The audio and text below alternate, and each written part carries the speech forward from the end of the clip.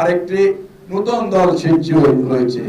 আমরা এখন ফেসবুকে ছোট ছোট বাচ্চাদের আমরা বিভিন্ন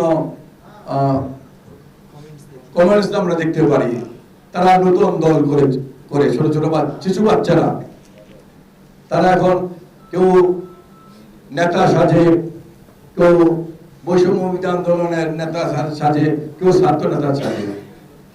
আজকে এই কচিকাচার যে দল, এরা আজকে পিয়ার পদ্ধতিতে তারা নির্বাচন চায়। এর কারণটা হলো তারা জানে নির্বাচন যদি তারা দাঁড়ায়, তারা বাংলাদেশের কোথাও একটি আসনও পাবে না। অনেকে বলেছেন তাদের এলাকায় 1 বছর আগেও ভাঙা ঘর ছিল, এখন বড় বড় দালান হয়ে গিয়েছে। আমরা একটি এনসিপির এক নেতা 23 সনের ফেসবুকে একটি লেখা দেখেছি, তিনি ঢাকা বিশ্ববিদ্যালয় হলে থাকতেন, হলে খুব কষ্টে আছেন, ঠিক মতো খাওয়া দাওয়া করতে পারেন না টাকার অভাবে।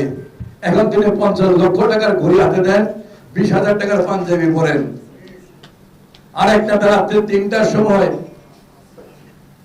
তিনি হাঁসের মাংস খেতে যান, হয় 300 ফিটে অথবা ওয়েস্টিনে, তাও কি আবার সেখানে তার কোনো সিকিউরিটি থাকে না। মাঝখানে রাত্রে কোথায় যান, কি করেন, কোন ব্যাংকে যান, কোন বাড়িতে যান, আমরা কিন্তু কেউই জানি না।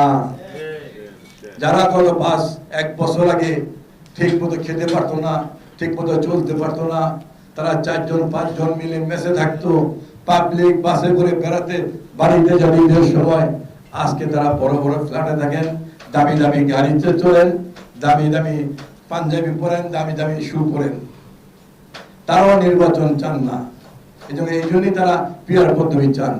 তারা জানেন নির্বাচনে দাঁড়ালে তারা বিপুল ভোটে পরাজয় বরণ করবেন।